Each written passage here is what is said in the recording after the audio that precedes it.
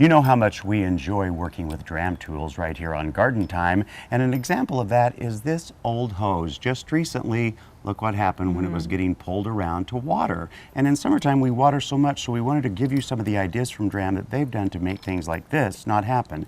This little extension here is so handy because you just screw it onto your faucet, and a lot of times faucets are really close to the wall, so it's hard to even screw them on.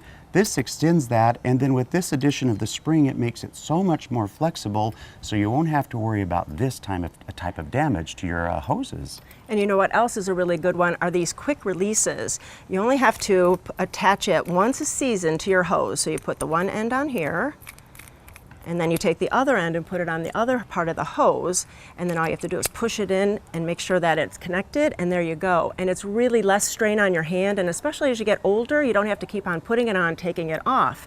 Comes in this brass model and then a lighter weight metal. So for all the great ideas that Dramm gives us to help making watering our gardens easier, just go to their website, and you can find that by going to gardentime.tv.